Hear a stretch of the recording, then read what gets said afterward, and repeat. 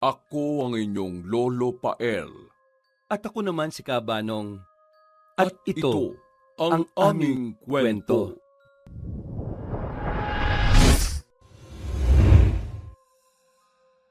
Sa edad na 33 ay may karanasan na si Marites sa iba't ibang larangan, lalo na pagdating sa larangan ng pang-aakit. Mahaba ang kanyang buhok, mapanukso ang mga mata, at palaging may pulang lipstick sa labi. Sa unang tingin ay aakalain mong isa siyang artista sa mga teleseryeng may secret affair. 15 taon siyang nagtrabaho sa pamilya Fuentes bilang kasambahay. Sa tagal ng panahon, hindi siya nabuko ng among babae sa mga ginagawa niyang kalokohan.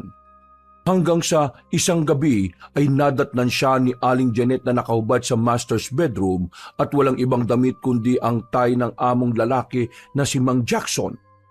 Pagkakita sa kanya ng among babae ay hindi na siya pinakinggan noon. Hindi na niya binigyan ng pagkakataong ipaliwanag ang sarili. Nakesyo, naakit lang siya, na siya lang ang biktima. Pinalaya siya kaagad-agad ng walang dalang kahit na ano. Mabuti na lang din kahit papaano ay mabait si Aling Janet dahil hindi na siya ay pinakulong. Ayaw na rin kasi ng babaeng Fuentes na mapulaan ang kanilang pamilya. Pinauwi si Marites sa probinsya, sa baryo kung saan siya lumaki, ang baryo Kalantari. Ang tagal ng panahon na rin na huli akong bumalik dito sa amin. Ang dami na rin pinagbago, pero hindi pa rin nagbabago ang sariwang hangin sa lugar na ito. Pinagmasdan niya ang tahimik na lugar na maraming mga puno ng mangga. Pagtingin niya sa nabiling cellphone, ang nag-iisang bagay na napundar niya para sa sarili ay napaismid siya dahil napakahina ng signal. Yun lang, mahina pa rin ang signal dito. Paano ko makakapanlalaki nito kapag ganito? Ang sabi pa naman sa akin ng kumari ko, magharap na ako ng AFAM para naman hindi na ako nakikipaglaro sa apoy ng amo kong lalaki. Umuwi na siya ng bahay at sinalubong ng mga magulang na sina Mang Mario, Aling Mirasol at ang bunso niyang kapatid na si Marco. Binigay niya kagad ang mga biniling pasalubong gamit ang natitira niyang savings. Pinalabas na lang niya sa mga magulang na nalugi ang negosyo ng kanyang amo kaya siya napilitang umalis dahil hindi na siya nakakasahod. Pero ang totoo, nabuko siya ng amo niyang babae na siya ay ang kalaguyo ng among lalaki.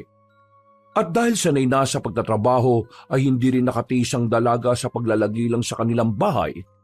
Kagad siyang nakahanap ng trabaho hanggang sa madiskubre niya ang pamilyang Taglibo na naghahanap ng bagong kasambahay. Wala raw masyadong obligasyon kundi ang maglilinis, magluluto, maglalaba lang. Pero ang kailangan lang ay magstay in sa roon kahit lang malapit lang sa kanila ang nasabing lugar. Yung kasi ang unang patakaran ng may-ari ayon sa paliwanag na nag-interview sa kanya.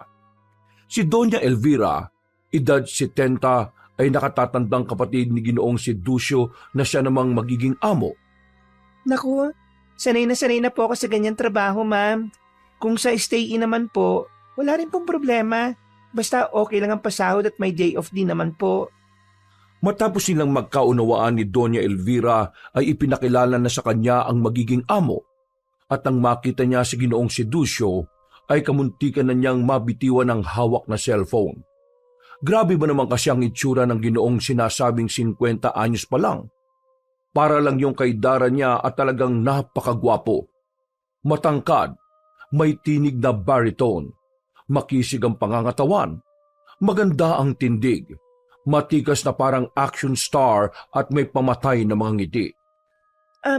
Good afternoon po, sir. Ako si Seducio. Hindi ako maigpit sa gawain pero basta malinis ang bahay at maayos ang pagkain, ayos na tayo. Magkakasundo tayo kapag ganon. Nakukuha mo ba? Ano nga palang pangalan mo? Marites po. Nakukuha mo ba, Marites? Opo, Sir Siducio. Nagkatinginan sila at nagkatitigan ng matagal. At dahil doon ay para bang may kumislap na aliw sa pagitan ng kanilang nangungusap na mga mata. Bigla tuloy naalala ni Marites sa mga araw ng kasalanan sa Maynila. Pero sa isip-isip niya ngayon ay bagong simula raw ito. mukhang may bago na akong papangarapin ngayon Ay, hindi pala papangarapin dahil sinisiguro kong mapapasa akin din si Sir Siducio. Nang matanggap na si Marites sa trabaho ay pinagsimula na nga kagad siya ng bagong amo. Nung araw ding yun ay nag-alsabalutan siya at sinabi sa pamilya na may bago na siyang trabaho. Nagtungo kagad siya sa bahay ng mga taglibo pasado 6:00 ng gabi. Mabilis na lumipas ang gabi. Maagang gumising si Marites kinabukasan. Hindi dahil sa sipag kundi dahil gusto niyang mapansin agad ni Ginoong Siducio. Nag-ayos siya ng buhok. Nagsuot ng medyo hapit na duster at syempre, hindi mawawala ang kanyang trademark. Walang iba kundi ang pulang lipstick na siyang pinakamabisa niyang pang-akit. Humarap siya sa salamin habang umingiti at pumupustura ng katawan. Ang ganda mo na lalo, Marites. Ewan ko na lang kung di pa mahulog sa iyo ang bago mong amo. Siguradong malalaglag ang brief ni Sir Siducio kapag lalo pa akong nagpa-sexy. Pero syempre, uunti-untiin ko muna para hindi naman mahalata. Pabibitinin ko muna si Sir hanggang sa habol-habulin niya ako. Katulad ng ginawa ko kay Sir Jackson noon. Matapos mag-pout ng lips sa harap ng salamin, ay lumabas na kagad siya ng silid para gumawa ng mga gawaing bahay. Habang nagwawali sa may bakuran, sinadya niyang lumuhod ng dahan-dahan para maipakita ang hubog ng katawan niya mula sa bukas na bintana ng bahay. Alam niya kung saan naka-assign ang kwarto ni Ginoong Siducio at alam din niya sa umagang to tumatambay ang Ginoo sa veranda para magkape. Yung kasiyang sinabi ni Doña Elvira sa kanya noong nini-interview siya kahapon. At hindi nga siya nagkamali dahil sumulpot doon ng kanyang amo at dumungaw. Kaya ngumiti siya at nagsimula ng umaura. Pakunwari siyang nagpahid-pahid ng pawis sa liig kahit wala pa namang talaga. Dahil doon ay nag-angat ng tingin ng lalaki habang hawak ang dyaryo. Ngumiti yun nang makita siya saka nagsawsaw ng biskwit sa tasang may mainit na tsokolate. Good morning po, sir. Bati niya habang pinapahid-pahid ang pawis sa liig kahit wala namang init. Magandang umaga rin. Maaga ka palang gumigising, Marites? Opo, sir. Sanay po talaga ako maaga ang gising. Ayaw ko pong nagtatagal sa kami.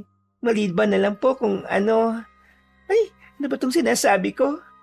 Maliban na lang kung ano. Wala po, sir. Huwag niyo na lang pong intindihin yung mga sinasabi ko. Ang cute po ng ginagawa niyo, ano? Mahilig po pala kayong magsawsaw ng biskwit sa mainit na tsokolate. Gusto ko rin po yan yung sinasawsawan. Ano? Ang ibig ko pong sabihin nagsasawsaw din ako madalas ng biskwit sa kape. Mabuti naman kung ganon. Hindi lang pala tayo makakasundo sa maagap mong paggising Pati pala sa pamamaraan ng pagkain ng biskwit. Opo, sir. O sige na, ipagpatuloy mo na yung pagwawalis mo dyan para matapos ko na rin tong pagbabasa ng dyaryo ko. Mag-almusal ka na rin muna pagkatapos. Opo, sir. Sige lang po. Napangiti ang dalagang malandi dahil alam niyang puntos na kagad ang ginawa niya. Kitang-kita niya kasi sa mata ng amo ang kakaibang titig nito sa kanya. Kaya hindi pa siya nakontento sa pagpapapansin at pangaakit. Kaya umisip ulit siya ng gagawin sa maghapong yon. Nang tanghalian na ay sinadya niyang sabawan ng kaunti ang kanyang dibdib habang nagbubuhos ng sabaw sa mangkok ng Ginoo. Tumulo ang sabaw sa dibdib niya at sinadya niyang hindi agad pahirin. Naku, pasensya na po, sir. Nabasa po yata ako. Napangiti siya habang mapang-akit na hinahawi ang buhok at inilantad ang dibdib. Dahil doon ay napatingin si Ginoong Siducio pero bumalik din kagad sa pagkain. Kaya pasimpleng gumisi ang dalaga habang nagpapabulong sa isip. Sige lang, tumitig ka lang at magsawa ka sa kakatingin hanggang sa matakam ka sa dibdib ko. Pag nasaan mo lang ako, Sir Siducio. Ayos ka lang ba? Bakit hindi mo muna punasan ang dibdib mo? Opo, sir. Pasensya na po, Pagbalik ng dalaga sa kusina ay tila abot langit ang ngiti niya sapagkat alam niyang unti-unti na kagad nagkakaroon ng interes sa kanya ang bagong amo. Kaunting pangaakit pa, Marites. Siguradong maglalaway at maghahabol na sa iyo ang lalaking yan. Ang galing-galing mo talaga pagdating sa kalantian. At dahil umalis ang amo niya pagsapit ng hapon, kaya naubos lang ang oras niya sa kakalinis. Sa kakahintay ay hindi dumating si Ginoong si Ducio hanggang sa nakatulog na lang siya ng mahimbing. Kinabukasan ay ganoon na naman ang naging rutinang dalagang karengkeng. Walang pagkakataon na hindi siya nagbibigay ng motibo sa amo para lang mahulog yun sa kanyang pangaakit. Subalit, may pagkakataon din na tila malamig ang tunog ng lalaki, kaya parang na-challenge din siya sa ginagawa. Gabi-gabi ay patagong nag-aayos si Marites para pagandaan ang kinabukasan para akitin ng amo. Isang gabi ay napansin niyang may ilaw sa silid ni Ginoong si Ducio. Daan-daan siyang pumanhik at kunwaring dadaan lang sa pasilyo. Pero habang tinatahak niya ang daan, ay may narinig siyang isang garalgal na ungol. Hindi to ungol ng halinghing, kundi ungol na tila may nasasaktan. Ano yung ungol na yun? Napahinto siya sa tapat mismo ng silid ng among lalaki. Idinikit niya ang tenga sa pinto na may biglang kalabog. May parang tunog ng kalbot sa kahoy at pagkalaon ay biglang bumukas ang pinto. Halos mapasigaw ang dalaga sa gulat. Nakatayo sa harapan niya si Ginoong si Ducio, nakaitim na sando at boxer. Nang makita niya yon, ay nakaramdam siya ng kakaibang init ng katawan. Nananalaytay na naman ang kalandian sa kanyang katawan pero hindi siya masyadong nagpahalata. Kita rin naman ang pagkailang sa Ginoo matapos siyang makita. Marites, anong ginagawa mo sa tapat ng kwarto ko? May kailangan ka ba? Wala po, sir. Akala ko po kasi may daga sa kisame. Narinig ko po kasi na... Sa susunod, huwag kang lalapit sa kwartong ito, ha? Lalo na kung gabi. Naintindihan mo ba? Opo, sir. Pasensya na po talaga. Sige na, bumalik ka na sa kwarto mo. Tumungo na lang siya at dali-dali bumaba na parang napahiya sa nangyari. Pagbalik niya sa silid ay humarap siya sa salamin at pinisilang sarili sa pisngi. Ang landi-landi mo na nga, Marites. Pero bakit parang hindi tumatalab yung ginagawa mo kay Sir Seducio? Baka naman hindi talaga babae ang hanap niya. OMG! Kung lalaki rin ang hanap niya, sayang naman ang kagwapuan ni Sir. Kaya siguro hindi pa rin siya nag-aasawa hanggang ngayon eh. Pero hindi naman siguro. Baka may iba pa siyang kinahuhumalingan. Pero hindi eh. Nakita ko naman ang mga gamit dito sa bahay, pati sa kwarto niya. Wala naman ako nakitang ibang babae. Wala ring social life si Sir. Madalas nasa bahay lang. Pero lumalabas tuwing hating gabi. Bakit kaya tuwing hating gabi lang? Napakamot na lang ang dalaga habang nakatitig pa rin sa salamin at nag-iisip-isip. Anong ginagawa ng taong yung tingis oras ng gabi? Ano siya, call center o gumigimik? Ay nako, makapahinga na nga muna ako para makaisip pa bukas ng mga gagawin para mahulog siya sa akin. Kinabukasan ay nagpasya si Marites na sumubaybay sa bawat kilos ni Ginoong si Ducio. Pero wala naman siyang napansin na kakaiba. Katulad lang ng mga tipikal na nangyayari araw-araw. Madalas lang talaga kapag gabi ay umaalis ang kanyang amo at bumabalik nang hindi na rin niya namamalayan. Sumapit na nga ang 12:00 ng hating gabi. Tahimik na ang buong bakuran ng mga taglibo. Dumating si Doña Elvira para muling magbakasyon doon ng ilang buwan. Nakatulog kagad ang ginang sa kabilang silid na naghihilik pa. Ang buong paligid ay tila nababalot ng dilim at ang katahimikan ay tila may nakakabinging laman. Sa hindi rin malamang kadailanan ay hindi madalaw ng antok si Marites. Nanatili siyang gising at nakatingin lang sa kisame ng kanyang silid. 12:00 na. Kailangan ko nang alamin kung ano ba talagang tinatago ni Sir. Tumayo siya at suot ang itim na duster ay lumapit siya sa aparador sa kinuha ang flashlight. Pagkatapos ay marahan siyang naglakad papunta sa pinto ng kanyang kwarto at marahang yung binuksan. Ingat na talaga siya na huwag makagawa ng kahit na anong ingay. Mabilis lang din kasing magising si Doña Elvira dahil parang manok yon kung matulog. Ngayon natin malalaman kung anong ginagawa mo kapag gabi, Sir Sudusyo. Paglabas ng kwarto ay maraan siyang sumilip mula sa sulok ng hagdanan. Nakita niyang nakabukas ang ilaw sa kusina at doon ay nakita niya si Ginoong si Ducio. Nakatalikod yun, nakayuko sa lamesa, parang may hinihiwa. Ano kaya ginagawa ni Sir? Nagluluto ba siya o ano? Akala ni Martes ay nagugutom lang ang Ginoo. Pero nang mapansin niyang may dugo sa mesa na hindi ketchup kundi malapot, madilim at sariwa, ay napatras siya ng bahagya. Natutup niya rin ang bibig upang hindi makagawa ng ingay. Dugo ba yun na tumutulo? Nang magawi ang paningin niya sa dining chair, ay napansin niyang may nakasabit ditong damit ng tao na parang pinunit sa bandang balikat. Damit ba yun ng tao? Bakit tuguan? Ayaw niya mang mag-isip na masama, pero hindi talaga maalis sa utak niya ang hindi magandang bagay. Dahil doon ay nagsimula na nga siyang kabahan at mangilabot. Kumalat ang kilabot na yon sa buong katauhan niya, kaya nagsimula na rin siyang maging tensyonado. At mas lalo siyang kinabahan nang biglang mapalingon si Ginoong si Ducio sa kinaroroonan niya. At hindi lang ordinaryo ang paglingon na ginawa ng kanyang amo. Ang leeg noon ay umikot ng halos 180 degree at pabaligtad. At ang mga mata nito ay namumula at nanlilisik.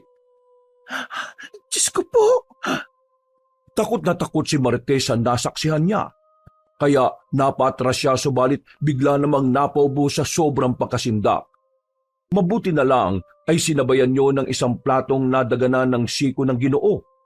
Lumagpak yun sa sahig at nabasag. At bago pa siya makita ng tuluyan, ay dali-daling gumapang si Martes paakyat ng kanyang silid. Maingat pa rin siya at hindi gumagawa ng ingay habang pinipigilan ang hininga. Pagpasok ng kwarto ay naglakagad siya at nanginginig na nagsumiksik sa ilalim ng kumot. Kitang-kita sa mukha niya ang matinding pagkabalisa matapos ang mga nasaksihan.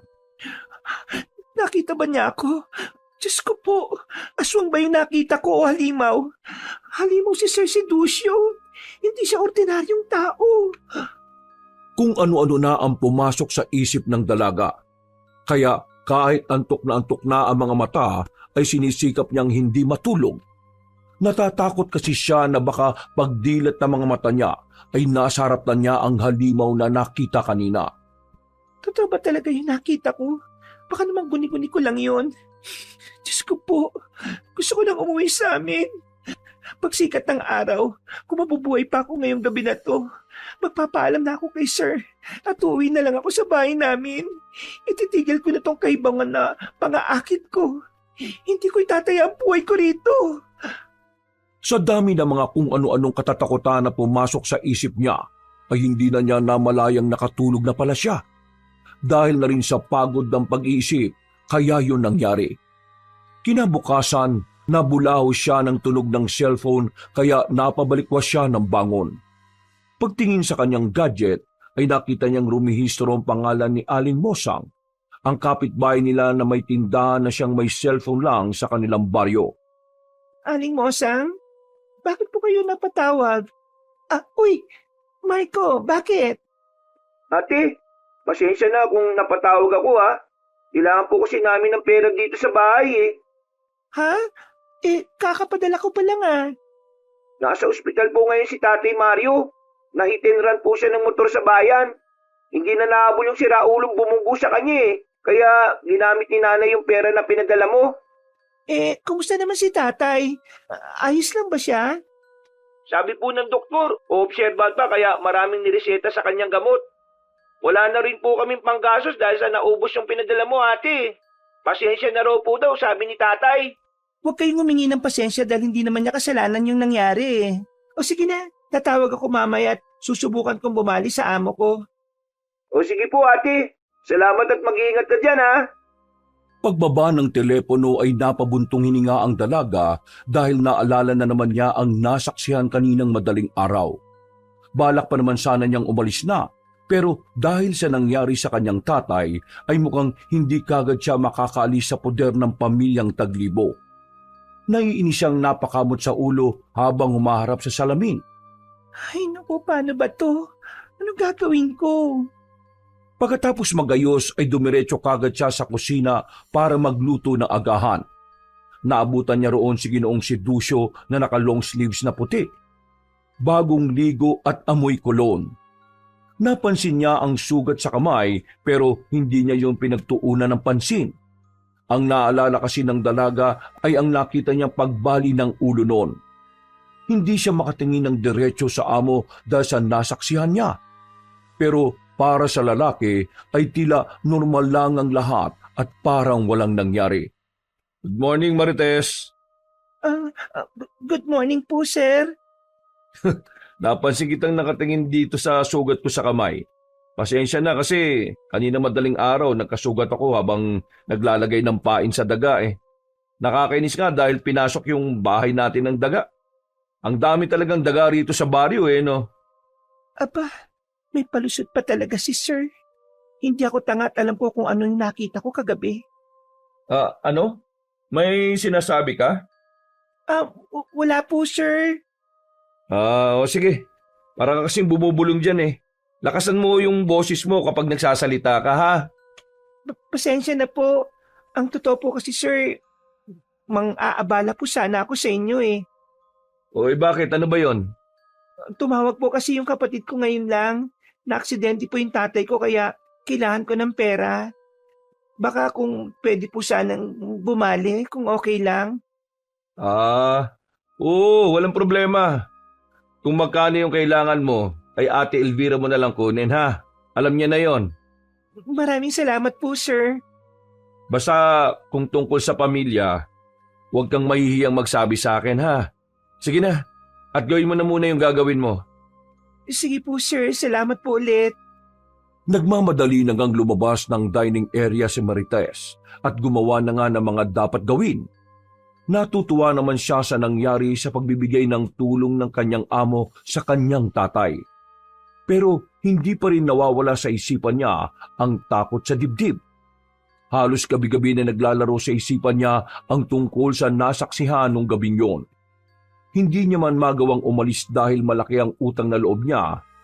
Isa pa ay natatakot din siya kapag tumakas ay baka hanapin ng buo niyang pamilya at gawan pa na masama. Bahala na. Magtutuloy-tuloy na ako sa pagtatrabaho rito. Hanggat walang ginagawang masama sa akin si Sir Siducio, mananatili ako rito. Pero kung mararamdaman kong ako na ang pinupuntirya niya, aalis ako kahit na ano mangyari.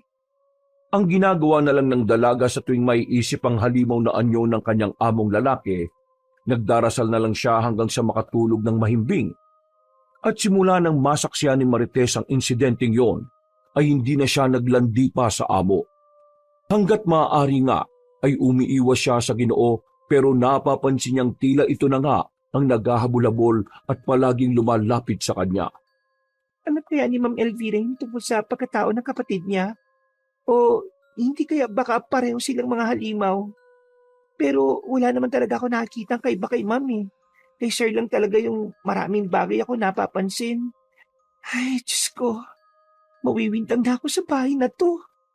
2 linggo na ang lumipas mula nang masaksihan ni Marites ang karumal-dumal na eksena sa kusina. Hindi pa rin siya mapakali.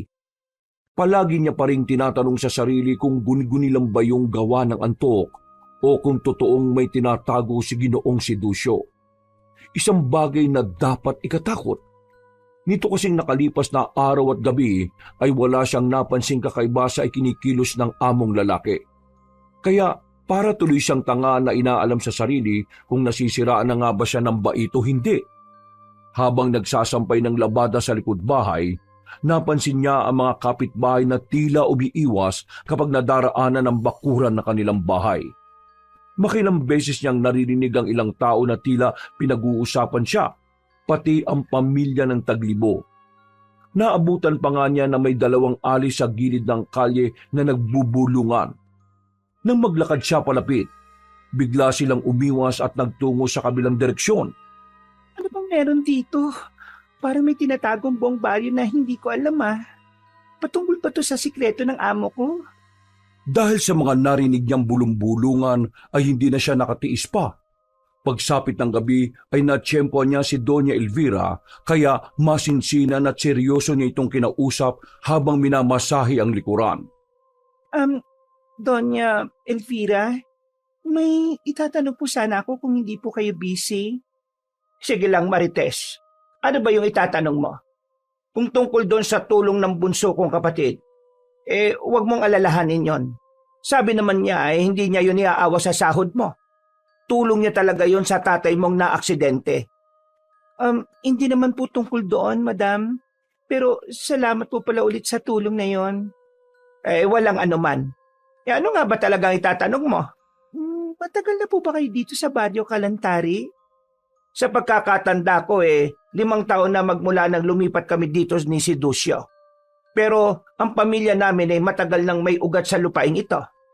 Ang lolo namin ay taga rito sa Barrio Kalantari noong panahon pa ng Kastila. Ganun po ba? Nung umalis po kasi ako rito, 18 years old pa lang po ako at nagpunta ako sa Maynila. Wala pa po kayo. Tapos pagbalik ko, nandito na po pala kayo. Ganon nga. Ang tagal mo rin pala sa Maynila, ano? Opo, halos 15 years din. Napilitan lang po kung umalis kasi na-bankrupt yung negosyo ng amo ko eh. Nakakalungkot pa yung nangyari sa'yo sa Maynila, ano? Mabuti na lang at masipag kang babae. Salamat po. May isa pa po akong tanong eh. Napansin ko lang po kasi ito nung mga nakaraang araw. Nung nagsasampay po ako, narinig ko yung ilang mga dumaraan na napapatingin dito sa bakuran natin. Parang umiiwas sa mga tao sa inyo. Bakit po ganun, madam? Huwag niyo po sanang mamasamay ng tanong kong yun, ha? Alam mo, Marites, hindi lahat ng tao ay marunong gumalang sa tahimik na pamumuhay. May mga tsismosa lang talaga at tandaan mo, Marites. Sa lugar na ito, mas mabuting wala kang pakialam sa kapwa mo kaysa sa mausisa ka. Dahil ang taong maraming nalalaman, madalas, yon ang itinutumba. Bahagyang natigilan sa paghihilot ng dalaga dahil tila natakot siya sa sinabi ng among babae. Hindi na lang niya ipinahalata at binago na lang din niya ang usapan nila. Pagkatapos niyang masahiin si Doña Elvira, ay dali-dali na siyang lumabas ng silid noon at saka napabuntong hininga sa tapat ng pintong nakasara. Inalala niya kasing muli ang huling sinabi sa kanya ng matandang babae. Mas mabuting wala kang pakialam sa kapwa mo kaysa sa mausisa ka. Dahil ang taong maraming nalalaman, madalas, yon ang itinutumpa. Warning ba sa akin yun ng mga sinabi ni ma'am? Nakakatakot naman yung mga sinabi niya. Kinagabihan nang matapos ang lahat ng gawain ay nagpahinga na nga si Marites. Pero hindi talaga siya madalo ng antok dahil nagpapaulit-ulit na naman sa isip niya ang tagpo kung saan nakita niya si Ginoong si Ducio sa kakaibang anyo. Dahil doon ay palihim siyang lumabas ng bahay. Sa kauna-unahang pagkakataon ay naglakas loob siyang bisitahin ng pinuno ng baryo na si Kapitan Alingas. May gusto lang kasi sana siyang isang guni rito kung sakaling may mangyayaring masama sa pag-i-stay niya sa pamilya Taglibo. Pero pagdating niya sa bahay ng kapitan ay wala ditong tao. Ilang beses siyang natawag sa gate pero wala talagang sumasagot na kahit na sino. Hanggang sa nagtungo siya sa likuran dahil may napansin siyang ingay doon. Nakita niya ang pinto sa likod ng bahay na umaalingit-ngit dahil sa bagyang nakabukas ito. At sa hindi malamang dahilan, wala sa sarili na dahan-dahan siyang pumasok sa loob. Nang makarating siya sa bandang sala ng bahay ay doon niya nakita ang katawan ni Kapitan Alingas. Nakandusay na ito sa sahig habang nakatalikod. Halata mga kagat sa lieg pero halos wala ng dugo. Ang balat ng Ginoo ay naninigas na parang tuyong balat ng prutas. Napatras si Marites at muntikan ang mapasigaw dahil sa sobrang pagkagimbal. Pero natahimik siya at nagtago sa isang gilid matapos mapansin may tao sa bandang kusina. Maya-maya pa nang lumapit na ang nasabing nilalang ay doon na niya nakita ang kabuang itsura nito. Isang nakakatakot na halimaw na may namumula at nanlilisik na mga mata. Matutulis na tenga at bibig na may mahabang pangil. Kinalabit-kalabit niyo ng isa pang paa ng walang buhay na si Kapitan Aligas na tila sinisiguro kung patay na talaga ang biktima. At sa isang iglap ay unti-unti yung nagbalik sa taong anyo. At ganun na lang ang gulat ni Martes nang makitang si Ginoong si Ducio yun. Mas lalo siyang nanahimik habang tinatakpan ng mga kamay ang bibig. Napapayak na siya sa takot na baka makita siya ng aswang niyang amo. Nang mapasingap yon, ay muling nagbalik sa anyong aswang at lumingon sa gawin niya. Mabuti na lang ay umilalim siya kaya hindi rin naman siya nakita. Pero malakas ang pang-amoy ng halimaw, kaya nagpatuloy yun na humakbang palapit sa kinaroroonan niya. Pamilyar ang amoy mo Kung sino ka mang nagtatago dyan. Nang malapit na kay Marites ang aswang, ay tiyempo naman na nagkahula ng mga aso mula sa hindi kalayuan. Dahil doon ay natataranta rin ng aswang at kaagad umalis doon. Nakahinga naman ang maluwag si Marites, pero ang iyak niya ay hindi na napigil. Lalo na nang makita niyang ulit ang patay na katawan ni Kapitan Aligas. Pinatay si Kapitan Aligas. Diyos ko po, totoo nga. Aswang si Sir Siducio. Kailangan ko na makalis dito. Sa takot na baka madamay sa gulo, ay dali-dali siyang tumakbo palayo sa bahay ng kapitan. Hindi niya alam kung babalik ba siya sa bahay ng mga taglibo o uuwi na sa kanila. Saglit siyang napahinto habang nag-iisip at umiiyak. Naghalo ang emosyon ng kalituhan at takot sa kanyang puso. Hanggang sa maisip niya ang kanyang pamilya at pagkatapos ay naalala niya rin ulit ang sinabi ni Doña Elvira. Mas mabuting wala kang pakialam sa kapwa mo kaysa sa mausisa ka. Dahil ang taong maraming nalalaman, madalas, yon ay tinutumpa. Kapag bumalik ako sa bahay namin, siguradong hahantingin din ako ni Sir Siducio. Kaya tama si Doña Elvira. Magkunwari na lang akong walang nalalaman at walang nakikita. Diyos ko po, gabayan niyo po ako para hindi mapahamak. Nagmadali na nga siyang tumakbo at bago pa makabalik sa bakuran ng mga taglibo, ay natapilok pa siya sa isang ugat ng puno at nadapa. Basag ang tuhod niya at duguan ng palad na dali-daling bumangon. Paglingon niya sa likuran, ay may mga aninong mabilis na kumikilo sa dilim. Kaya mas lalo siyang nagmamadali kahit tila panawan na ng ulirat dahil sa takot. Pagdating sa bahay ng amo, sa kwartong tinutulugan na isinara niya lahat ng bintana at inilak ang pinto. Nagsumiksik siya sa pinakadulo ng kama habang umiiyak sa takot. Punong-puno siya ng pagsisisi matapos muli na namang makasaksi ng hindi kaaya-ayang pangyayari. Bakit pa kasi ako lumabas ng bahay? Ano na mangyayari sa akin ngayon dito? Diyos ko po, tulungan niyo po ako. Dahil sa dami ng pumapasok sa isip ay nakatulugan na niya ang mga bagay na yun. Hanggang sa muling sumapit ang kinabukasan. Tahimik lang si Marites habang nagluluto ng almusal. Para siyang baliw na nagmamasid sa bawat kilos ng lahat. Lalo na si Ginoong si Ducio.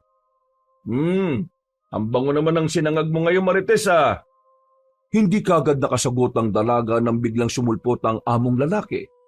Nang makita niya ang tila makahulugan ng ngiti ng Ginoo, ay mas lalo lang siyang natakot. Sa tuwing mapapalingon siya roon, ay parang halimaw na ang nakikita niya at hindi na isang tao. Hindi na niya ito maihiwalay sa imaheng nakita niya kagabi na siyang pumatay kay Kapitan Aligas. Hoy, Marites! Ngumiti ka naman! May problema ka ba, ha? Wala po, sir. Naku, wala po talaga. Mabuti naman. Kung meron, sabihin mo lang sa akin, ha? At handa akong tumulong sa iyo. Alam mo naman yon. Opo, sir. Alam ko po yun. Kain na po, sir. O sige, salamat. Pero busog na busog pa ako dahil sa dami ng nakain ko kagabi. Iwan mo na lang yung mga niluto mo para kay Ate Elvira. Kumain ka na rin pagkatapos mo dyan. Napalunok na lang ng laway ang dalaga habang hindi nagpapahalata ng takot sa kaharap. Pinipigilan niya ang tensyon na namumuo at sinisikap niyang maging postura sa harap ng amo. Mabuti na lang ay dumating si Doña Elvira na kaagad umupo sa tapat ng hapagkainan at nagsandok ng makakain. Si Ducia, Marites, Nabalitaan niyo ba yung nangyari? Po, alin po? Hindi mo pa alam? Ang alin po, ma'am? Ikaw ba si Ducio? Narinig mo na yung balita sa labas. Maugong yon kanina pa sa buong baryo. Ate naman, ilan pa ako nagkaroon ng pakialam sa balita sa baryong to? Sa bagay. Pero gusto ko na rin ipaalam sa inyo. Patay na raw ang punong baryo, si Kapitan Alingas. Nakita raw patay kagabi at hindi ko na narinig kung papaano namatay eh. Basta raw totoong namatay ang namumuno rito. Dahil sa sinabing yun ng matandang babae, ay hindi sinasadyang nakatinginan sina Ginoong si Ducio at Marites. Kitang-kita ang takot sa mga mata ng dalaga habang ang amo niya namang lalaki ay parang tumatawa sa pamamagitan ng mga mata. Dahil doon ay umiwas ng tingin si Marites at nagtungo sa lababo. Sinundan naman siya ng tingin ng among babae. Parang wala ka namang reaksyon sa narinig mo, Marites. Kapag mga ganyang chismis parang gulat na gulat ka. Pero ngayon parang ang tahimik mo. Baka naman nakita niya na kasi ate. Ang ibig ko sabihin baka alam na niya kanina pa. Mukha nga. O siya, kumain na tayo, alis pa ako. Nagpanggap na lang si Marites na naguhugas ng pinggan kahit ang totoo ay wala naman siyang ginagawa sa lababo. Hindi niya kasi maigalaw ang katawan dahil sa sobrang nerbiyos. Lalo na magsalita kanina ang amo niyang lalaki na parabang nagpapahiwati. Ang dami na naman tuloy tumatakbong kung ano-ano sa isip niya habang nakatayo sa tapat ng lababo. Nakita nga niya ako. Alam niyang ako yung nagtatago doon sa ilalim ng upuan sa bahay ni Kapitan Alingas. Papatayin niya rin ako kapag nagkataon. Diyos ko po, kailangan ko nang umalis sa lugar na ito. Pero paano ang pamilya ko? Muntik na siyang mapaiyak. Mabuti na lang ay nakapustura pa rin siya at kaagad bumalik sa gawain. Nang matapos na ang pag-aalmusal ng kanyang mga amo, ay naglinis na siya para naman maiba ang kanyang mga iniisip. At mabilis na namang lumipas ang oras. Pagsapit ng hapon, ay dumaan siya sa tindahan sa palusong na daan. Pagkatapos bumili ng pampabango sa nilabhang damit, nang pabalik na sa bahay ng amo, ay nasa lubong niya sa daan ng isang batang pulubi. Hindi niya sana hihintuan yon, pero naawa siya dahil sa kapayatan ng bata at karungisan na halatang hindi pa kumakain at naliligo. Kahit papaano ay naiba ang isip niya matapos makita ang nasabing palaboy. Anong pangalan mo, bata? Empoy po, Ali. Ali, pengi naman po ng baryo. Pambili ko lang po ng makakain. Siguraduhin mong ibibili mo lang to ng pagkain, ha? Itong 50 pesos. Pasensya ka na. Yan lang ang natira sa sukli, Naku, salamat po, Ali. Di po ba doon ka nakatira sa magarang bahay? Oo. Teka, bakit mo nalaman na doon ako nakatira? Ilang beses po kitang nakita doon Nagsasampay. Buti nga po, buhay ka pa. Ha? Anong ibig mo sabihin? Ali, kung may bala ka pong tumakas, ngayon na po dapat dahil mabilis siyang makakabasa ng laman ng isip kapag gabi ni. Hindi kaagad nakaimik si Marites sa sobrang pagkabigla. Nagpatuloy naman ang batang lalaki sa pagsasalita na parang alam talaga nito ang sinasabi. Kapag hindi ka po umalis dyan sa lalong madaling panahon, mawawala ka rin katulad ng ibang kasambahay na nagtatrabaho sa kanila. Ngumiti ang bata pagkalaon at saka nagtatatakbo papunta sa tindahan.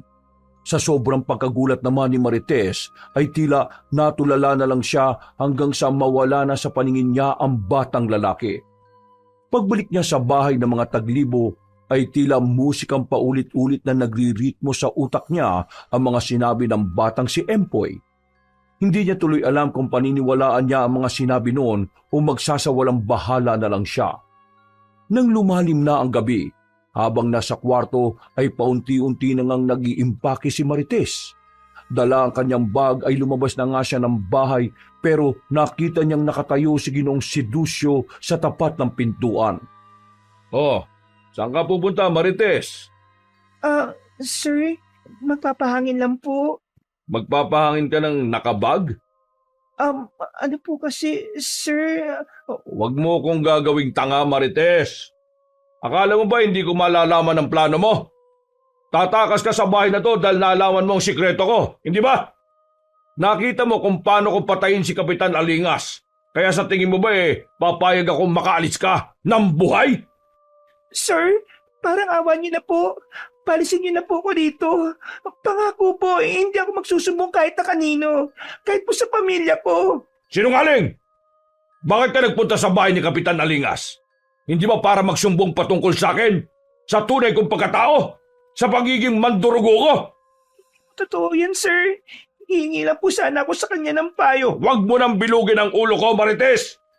Binigyan ka na ng babala ng ate ko na huwag kang makikialam sa mga bagay-bagay dahil ang taong maraming nalalaman ay dapat na itinutumba na. Kaya ngayon, matitikman mo ang bangis ko! Napayak na lamang si Marites nang makita ang unti-unting pagbabago ng anyo ni Ginoong Sidusyo. Mula sa pagiging gwapong lalaki, matipuno at mistizo, ay naging isa itong nakakatakot na mandurugo. At sa isang iglap, ay tila binalot ng dilim ang paligid. Ang buong sala ay nawala. Ni katiting na liwanag ay walang makakawala sa dilim. Mas lalong nanginig sa takot si Marites kaya napasigaw na siya ng napasigaw. Pero laking pagtataka niya dahil para siyang nawalan ng boses. Wala nang lumalabas na tinig sa kanyang bibig hanggang sa bigla na lang bumigat ang kanyang paghinga. Sinabayan na yun ng nakakatakot na halakhak ni Ginoong Sidusyo na parang demonyo sa ilalim ng lupa. Hindi mo ko matatakasan, Marites. Hindi ba nung una kang pumasok dito, gusto mo kong akitin o gusto mo kong maangkin? Ngayon mo ko akitin at angkinin. Ibibigay ko sa iyo ang gusto mo at pupunlaan kita ng anak ng Diablo. Parang awa niyo na po. Huwag po. Hayaan niyo po ako mabuhay. Mabubuhay ka pagkatapos mong ipanganak ang mandurugong ipupunla ko sa iyo. Kaya hindi mo matatakasan ang kapalaran mo, Marites. Akin ka lang. Malanding ka sa bahay. Sa takot ni Marites ay tumakbo siya sa gitna ng kadiliman pero kahit na anong gawin niya ay tila hindi naman siya umaalis sa kanyang pwesto. Hanggang sa bigla niyang madama at nang tumihaya siya ay naramdaman niya na ang paggapang ni Ginoong Sidusyo. Ilang saglit pa ay naabutan na lang niya ang sarili na nakapatong na sa kanya ang mandurugo. Tutok na tutok ang nakakatakot na mukha niyon sa mukha niya. Kaya wala siyang magawa kundi sumigaw ng tulong. Subalit kahit na anong gawin niyang pag-alma, ay hindi siya makakawala hanggang sa maramdaman na lang niyang may kung anong pumapasok na sa kanyang katawan. Napasigaw ng husto si Marites habang umiiyak sa takot. At sa isang iglap ay bigla siyang napabalikwas ng bangon. Pawis na pawis at takot na takot ang kanyang muka na hindi maipinta. Naiiyak siyang napayakap sa sarili habang napapatingin sa salamin. Pero pagkalaon ay nakahinga rin siya na maluwag matapos mapagtanto na panaginip lang ang lahat. Panaginip lang pala ang lahat ng iyon. Mabuti na lang. Natigilan na siya habang nanlalaki ang mga mata nang makita ang ilang bakas ng kamay sa kanyang hita at braso. Para yun naging pasa sa sobrang higpit kaya doon siya napaisip sa mga bagay-bagay. Diyos ko po, naman sana may mangyari sa amin. Katulad ng tipikal na araw ay ilang na ilang ang dalaga habang naghahain sa harap ng amo niyang lalaki. Kaya kahit na anong sinasabi noon nung nag-aalmusal sila ay hindi niya na maintindihan. Maya-maya nang matapos na ang agahan ay dumiretso si Marites sa laundry area para maglaban na lang. Gusto niya talagang malibang para mawaksi sa isip niya ang tungkol kay Ginoong Sidusyo. Lumipas pa ang mga araw at madalas na tuloy siyang nananaginip patungkol sa pagtakas na naiisip niya na palaging naharang ng halimaw niyang among lalaki. At nang malibig na si Kapitan Alingas, ay mas lalo rin siyang natakot at naisip kung sana siya po pwedeng humingi ng tulong. Tama yung sinabi ng batang si Empoy. Parang nababasa niya na ang laman ng isip ko kapag gabi. Siguro kaya niya pinatay si Kapitan Alingas dahil nabasa niya sa akin na pupunta ako ron at sasabihin ng totoo. Natatakot na talaga ako sa mga nangyayari. Paano ba to? Paano ako makakaalis sa lugar na ito? Siguradong gagawin niya talaga sa akin yung katulad ng napapanaginipan ko. Dahil sa mga nangyayari ay tila naging palaging lutang ang dalaga. Kung dati ay laging siyang nakikipag-usap kay Ginoong si Ducio at inaakit pa yon, ngayon ay madalas na nga siyang nagmumukpok sa silid at umiiyak. Ang tanging nasa isip na lang talaga niya ay kung paano makakauwi ng ligtas sa kanilang bahay. Karma ko na ba ito sa ginawa ko noon kay Sir Jackson? Diyos ko po, kung ito na po ang karma ko, patawarin niyo na po ako. Gusto ko na pong umuwi sa amin pero paano ko po gagawin yun?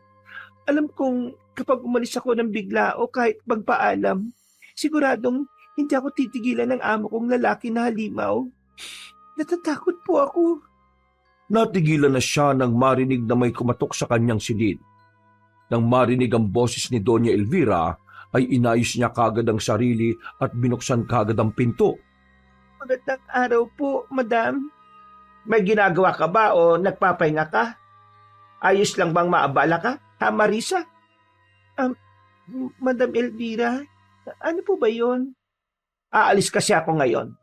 Pwede bang palaban ko muna sa iyo ang kobre kama sa kwarto ko?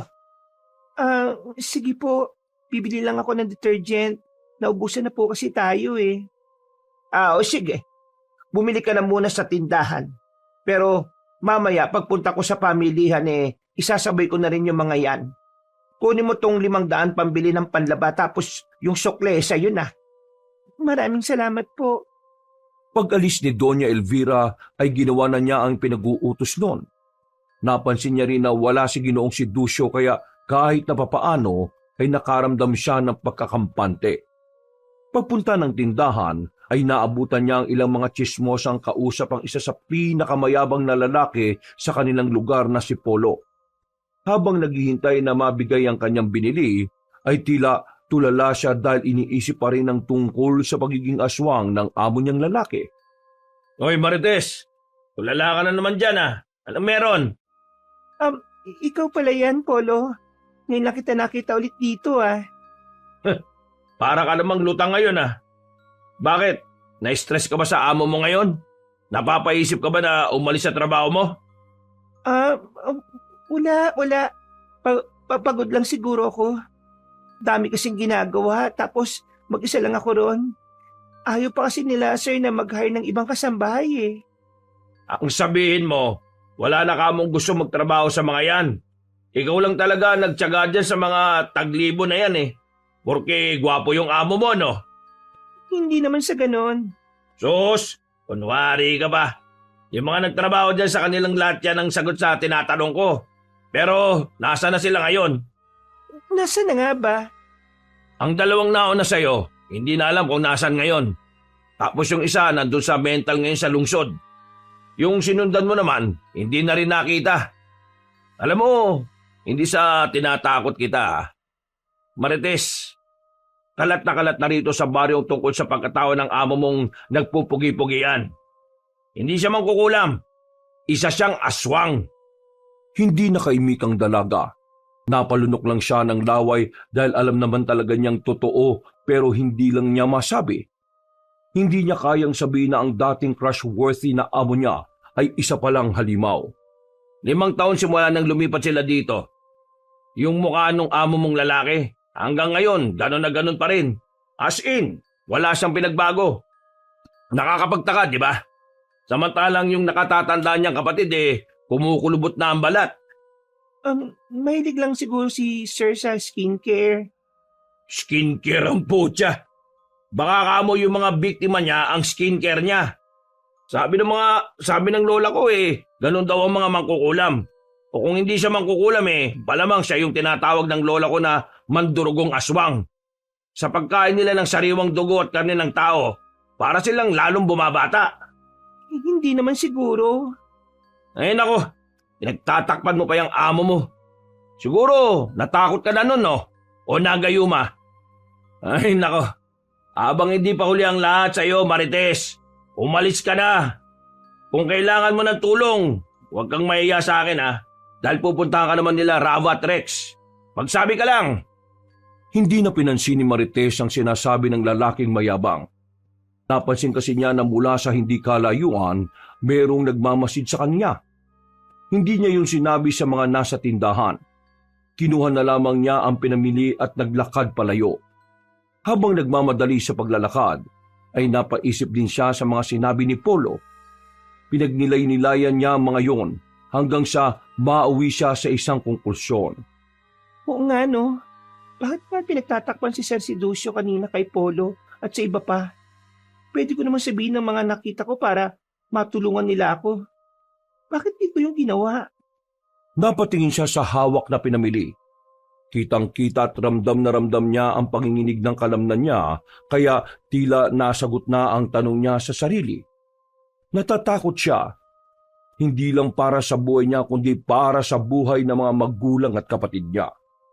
Nagpatuloy siya sa paglalakad, hanggang sa nakita niya sa Ginoong si Ducio na nakatayo sa lilim ng puno ng akasya. Nakangiti yun sa kanya ng makahulugan, kaya tila biglang nanigas ang katawan niya sa takot. Magaling, Marites! Pagkasabing yon, ay nauna nang maglakad ang Ginoo pauwi sa kanilang bahay. Pagdating niya roon ay hindi na naman siya mapakali. Habang nilalabhan ang kobre kama ni Doña Elvira, ay paulit-ulit na pumapasok sa isipan niya ang mga sinabi ni Polo. Maging ang kasasabi lang kanina ni Ginoong si Ducio bago siya umuwi ng bahay. Magaling, Marites! Alam na talaga niya, hindi na talaga ako makakalis sa lugar na ito. Dahil kapag ginawa ko yon, siguradong mapapahamak sila nanay at tatay at ang kapatid ko. Diyos ko po, hindi ko na rin alam ang gagawin ko. Napayak na naman siya habang naghihintay na matapos ang nilalabhan. Tahimik niya lang ginagawa yon dahil ayaw niyang makita siya ng among lalaki, dahil lalo lang yung matutuwa kapag naabutan siyang ganon. Mabilis na lumipas ang oras. Matapos isampay ang kobre kama, ay nagkulong na ulit sa kwarto si Marites. Muli niyang pinag-isipan ang mga sinabi ni Polo sa kanya kanina sa tindahan. Ay, nako! Habang hindi pa huli ang lahat sa iyo, Marites, umalis ka na! Kung kailangan mo ng tulong, huwag kang mahiya sa akin, ha? Dahil pupunta ka naman nila Rava at Rex. Magsabi ka lang! Nagpaulit-ulit yon sa isip niya hanggang siya ay makaidlip. Kinagabihan, habang umiihip ang malamig na hangin at tahimik ang buong baryo, hindi na mapakali si Marites pagkagising niya. Pakiramdam ng dalaga ay anumang oras ay mamamatay na siya sa kamay ng among aswang. Kaya sa isang iglap ay nagpasya siyang isulat sa lumang papel ang lahat ng alam niya tungkol kay Ginoong si Ducio. Kung paano niyang nasaksihan ng maraming beses ang pagiging aswang nito at ang pagpatay kay Kapitan Alingas. Ibinuhol niya ang papel sa loob ng maliit na garapon at inilagay sa ilalim ng bangko sa tindahan.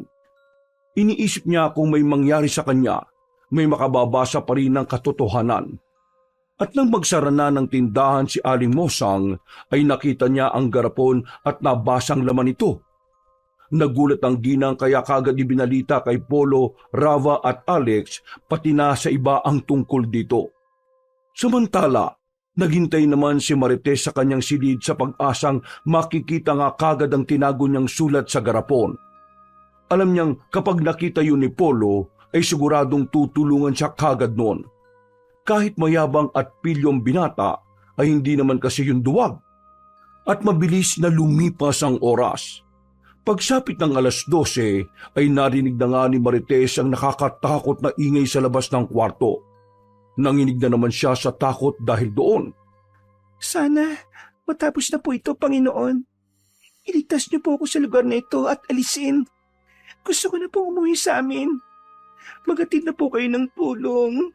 Parang awa niyo na po. Nang tumahimik ang paligid, ay sinamantala niya ang pagkakataon. Lumabas siya ng kwarto na walang dalang kahit na ano. Sumipat-sipat siya sa paligid.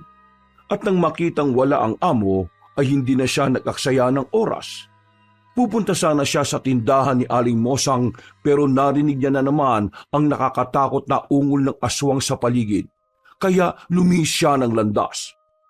At sa gitna ng kadiliman ay nagkita-kita sila Marites, Polo, Rava at Lex sa likod ng kapilya. kung saan pansamantalang nagtatago ang dalaga. Nabasa ni Aling Mosang ang sulat na inilagay mo sa garapon. Tama nga ang inala ko at ng mga taga-baryo. Aswang ang amo mo, Marites. Salamat naman at nanghingi ka ng tulong sa amin. Umalis na tayo rito, Polo. Delikado ang halimaw na yon. Baka mapano rin ng mga magulang at kapatid ko. Huwag ka mag-alala dahil hindi lang naman kami ang sinabihan ni Aling Mosang kundi ang mga taga-baryo Kalantari na rin. Alam na nila ang lahat at naghahanda na sila para mapabagsak ang magkapatid na aswang na yon. Pero si Doña Elvira, inosente siya. Alam kong inosente siya. Pero magkapatid pa rin sila. Sa tingin mo, hindi alam ng babaeng yun ang tungkol sa pagiging aswang ng kapatid niya? Magkakuntsaba sila, kaya dapat silang parehong maparusahan.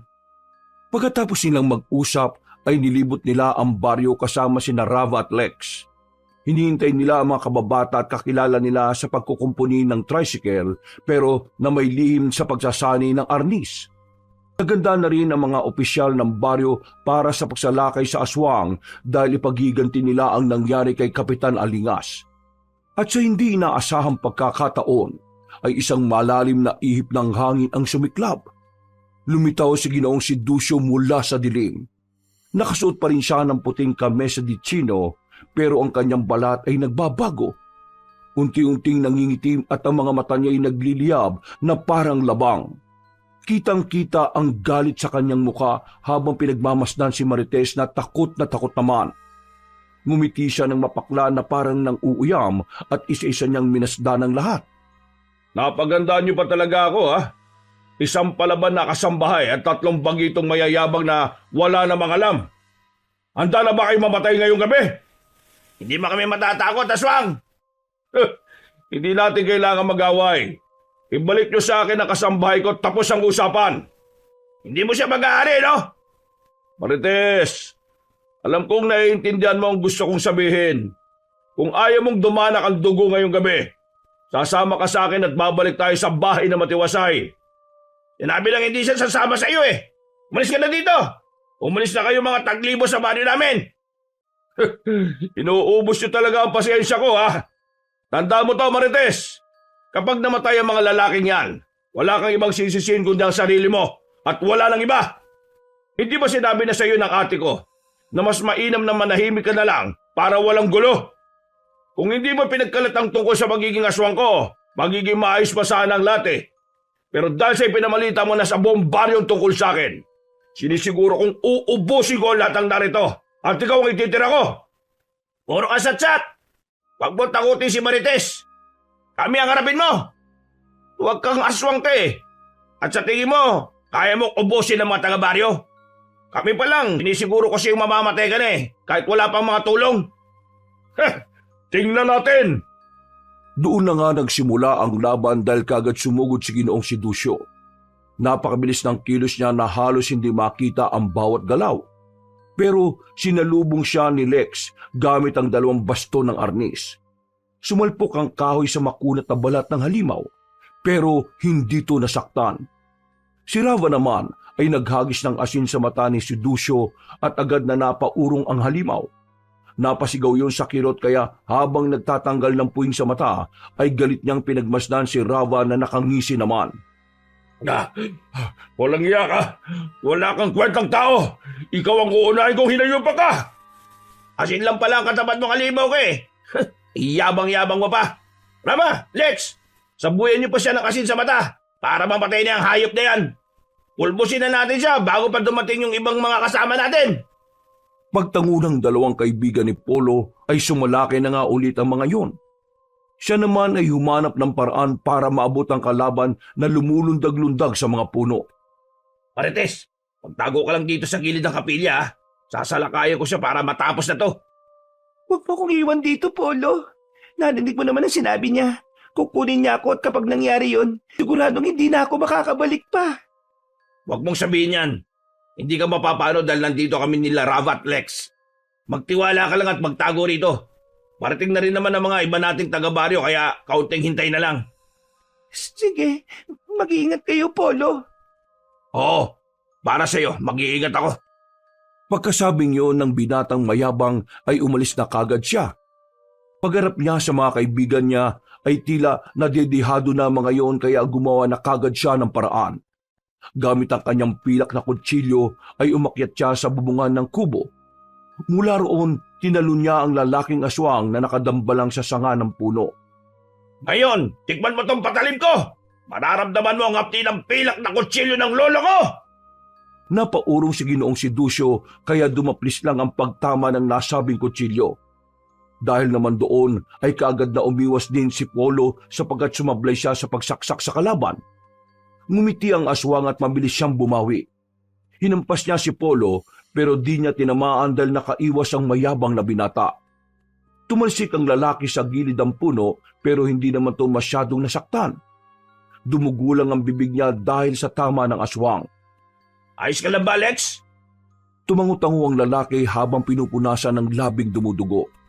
Nang makita naman yun ni Marites ay lalo siyang natakot. Lex, mag-iingat kayo, guys! Umalis na tayo rito! Takasan na lang natin siya! Narinig niyo ba sinabi ng kasambahay ko? Umalis na kayo rito at siyempre iwan niyo siya sa akin para matapos na ang walang kwentang laban na ito. Hindi man lang ako pinagpapawisan sa inyo eh. Ah! Napatras na naman ang aswang matapos siyang sabuyan ng asin sa mukha ni Rava. Nahulog siya sa puno pero mabilis ding tumayo at humarap sa 3 binata. Galit na galit siya at mas tumindi ang pamumula ng mga mata parang nagliliyab. Ah! Inuubos niyo talaga ang pasensya ko. Mga kutong lupa kayo! Ikaw ang kutong lupa! Rava, Lex, tayo na! Patayin na tapusin na natin ang isang yan. Ilibing natin siya dito mismo. Magkakasunod na lumusob ang magkakaibigan.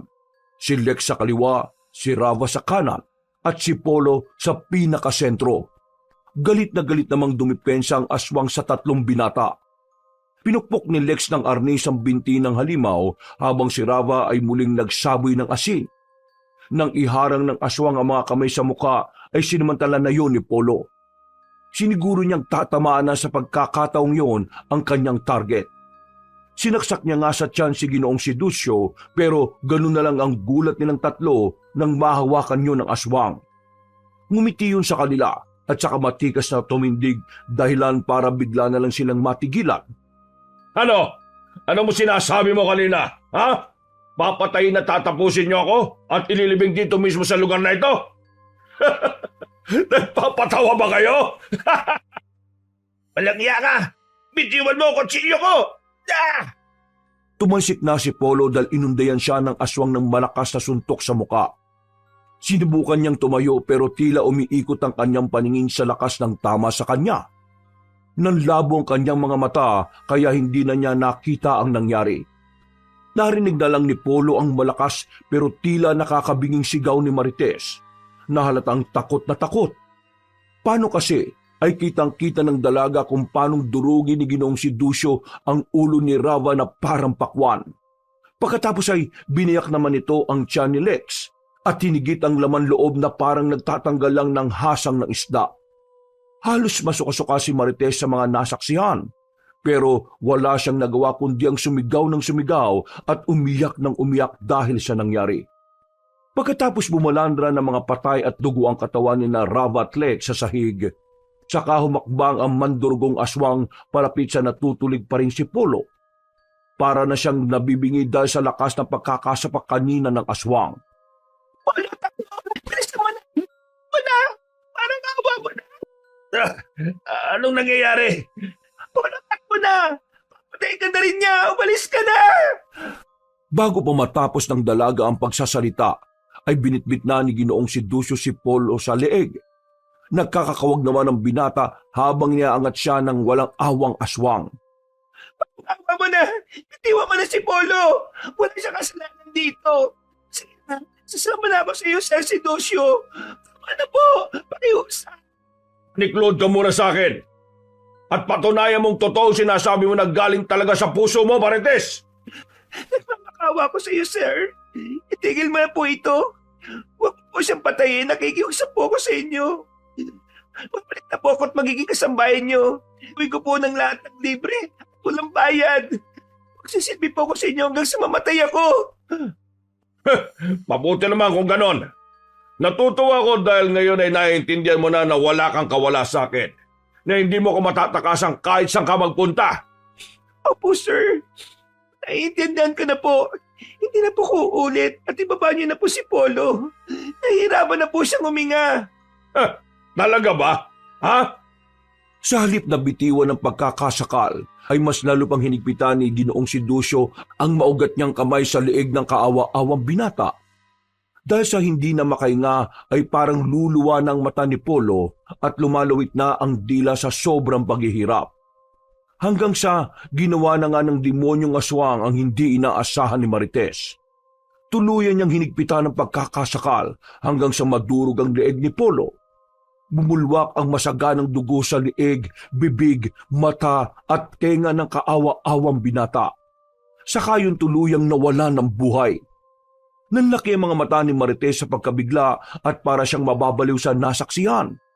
Ang amo niya namang aswang ay humahalakhak lang ng humahalakhak na parang demonyo. Sinabi ko naman sa iyo na pagsisisihan mo ang ginawa mong pagtakas, Marites. Habang buhay mong pagsisisihan itong nangyari at kapag umulit ka pa, ang pamilya mo naman at ang iba pang taga-baryo mamamatay. Diyos ko, bakit mo sila pinatay? Polo, Rava, Alex. Diyos ko po. Magtanda ka na sana, Marites. Bilisan mo na. Tumayo ka na dyan at aalis na tayo sa lugar na ito. Tatlong magkakasunod na tama ng pana ang tumama sa likuran ni Ginoong si Ducio. Pagharap niya ay dumating na nga ang inaasahan nilang tulong. Nagulat pa nga ang mga tao nang makita mga patay na katawan ni Polo, Rava at Alex. At dahil doon ay wala na ngang inaksayang oras sa mga tao. Sinalakay nila ang mandurugong aswang ng buong puwersa. Mga walang giya, uubusin ko kayong lahat! Tinamaan sa magkabilang binti si Ginoong si Ducio. Kaya tumakas na to at sinubukan pang kunin si Marites na bigla na lang hinigit ni Doña Elvira. Nagulat pa ang aswang na makita ang kanyang ate. Anong ibig sabihin nito, ate? Bakit mo tinutulungan ang isang yan, ha? Tama na to kahibangan mo, si Ducio. Hindi na to tama. Hindi tayo muling maninira sa Bado Kalantari para lang gawin ang gusto mo. Matagal na ako nagtitipi sa pagiging aswang mo matapos kang mayanggaw sa isang isla. Pero hindi ko na to kaya. Traidor ka! Kung alam ko lang na gagawin mo to sa akin, dapat noon pala nga ipinatay na kita! Dapat nga talaga pinatay mo na ako noon pa. Para hindi na rin ako naging kasangkapan sa mga kasamaan mo. Mabait na tao si Marites at ang mga taong pinatay mo. Kaya gabi-gabi akong hindi pinapatulog ng konsensya ko. Tama na to, si Ducio! Ikaw ang tama na dahil papatay kita katulad ng mga taong yan! Sunod-sunod na ngang pinaulanan ng pana ang aswang, kaya tumakbo kaagad sina Doña Elvira at Marites sa ligtas na lugar. Sinubukan tumakas ni Ginoong si Ducio pero napalibutan na siya ng mga mamamayang galit na galit. Babalikan ko kayong lahat at sa pagbabalik ko, sigurado uumpusin ko kayo! Mga kayo! Hindi na nga nakatakas ang aswang at siniguro ng mga mamamayan na taga-Kalantari na hindi siya makakaligtas. Isang lambat na mabigat ang hinagis kay Ginoong si Ducio at saka siya pinaghahampas ng kahoy hanggang sa unti-unti siyang bumalik sa anyong tao at mawala na ng malay tao. Pagmulat ng mga mata ay inabutan niya ang sarili na nakatali na ng mahigpit. Napapalibutan na siya ng usok at naiinitan kaya napatingin siya sa ilalim. Doon niya napansin na nililiyaban na siya. Mga hayop kayo! Pakawalan niyo ako rito!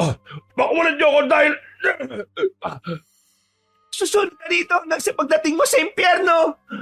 Papatay ko kayo! Ang init! Ang init! Tuluyan na ngang natupok ng apoy si Ginoong si Ducio habang si Marites ay umiiyak at inaalo ng kanyang tatay Mario, nanay Mirasol at bunsong kapatid na si Marco. Dahil sa nangyaring yon, ay nagbunyi ang mga taga-Baryo Kalantari sa pagkamatay ng aswang na matagal na nilang inaasam. Gayunpaman ay malungkot pa rin ang puso ni Marites dahil sa nangyari. Namatay kasi sina Polo, Rava at Alex. Inisip na lang niya na nagsakripisyong 3 binata para maligtas silang lahat. Si Doña Elvira naman ay humingi ng tawad sa mga tao dahil sa nagawa ng kanyang kapatid. Nagpasalamat din siya kay Marites dahil sa lakas ng loob ng dalaga na isiwalat ang totoo. At bilang ganti sa paghingi ng tawad, ay ibinenta ng Donya ang kanyang tirahan at ibinigay ang napagbentahan sa mga mamamayan ng Baryo Kalantari, lalo na sa mga naapektuhang pamilya katulad na lang ni Polo, Rava at Alex. Napatawad naman ang matandang babae dahil alam ng mga tao na wala siyang kasalanan at natatakot lang siya sa kapatid na aswang. Saan na po kayo pupunta ngayon, madam? Wala na po ang bahay niyo rito sa Baryo Kalantari. Siguro, babalik na muna ako sa pinanggalingan namin bago kami ulit mapadpad dito. Ihatid ko rin tong abo ng kapatid ko doon sa libingan ng pamilya namin. Kahit paano naman, sa kabila ng mga nagawang kasalanan ni Sedusyo, kapatid ko pa rin siya at karapatan niya pa rin na mailibing doon. Mamimiss ko po kayo, Madam Elvira. Ako rin. Mamimiss ko yung masarap mong luto at ang magaan mong kamay sa tuwing minamasahe mo ako sa likod. Bakit di na lang po kayo dito mamalagi, Madam? Handa naman po ang pamilya namin patuloyin kayo. At saka okay naman po kayo sa mga taga-baryo. Alam po ng lahat kung gaano kabuti ang puso ninyo. Alam din naman po ng lahat na kaya lang naging aswang si Sir Sedusyo ay dahil sa nayanggaw siya matapos makipista sa isang isla. Ang totoo niyan, Marites, ayaw ko rin naman talagang umalis. Pero sa daming kasamaan na ginawa ng kapatid ko rito, ako nang nahihiya at nalulungkot. Alam kong sa tuwing makikita ko ng mga tao ay maaalala nila ang tungkol sa bagay na yon. Ayaw ko nang bigyan pa ng pangit na alaala mga taga rito kaya mainam na tong naging desisyon ko. Sige po, mag-iingat po kayo, Doña Elvira. At salamat po talaga ng marami sa tulong na ibinigay niyo. Naiiyak po tuloy ako kasi aalis na po kayo. Huwag ka na malungkot dyan at umiyak. Ayaw ko rin na umalis ng malungkot na. At saka, pwede pa naman tayo magkita. Kung may pagkakataon tayo, pwede kayong pumunta sa bahay namin sa syudad. Ipapasyal ko ang pamilya mo. Gamitin mo rin sana na maayos ang perang ibinigay ko sa iyo at magsimula kayo ng panibagong buhay dito sa baryo. Opo, makakaasa po kayo. Salamat po ulit, Doña Elvira. Mag-iingat po kayo sa biyahe, ha? Matapos nilang magyakapan, ay umalis na nga ang matandang babae dahil dumating na rin ang sasakyang sumundo sa kanya. 3 buwan nang lumipas ay naging maayos, mapayapa at tahimik na ang buhay ng mga taga-Baryo Kalantari. Nakalimutan na nila ang masalimuot na pangyayari laban sa mandurugong aswang. Linggo-linggong dinadalaw ni Marites ang labi ni Polo, Rava at Alex. Palagi niyang kinukwento sa puntod ng 3 binata ang nangyari sa kanya sa buong linggo. Nang nabubuhay pa kasi, ay madalas niya talagang makakwentuhan ng mga yon lalo na si Polo. Tinanggap niya sa sarili na karma niya si Ginoong Sedusyo pero hindi niya to ginawang hadlang para makapamuhay ng masaya kapiling ang kanyang pamilya. Wakas!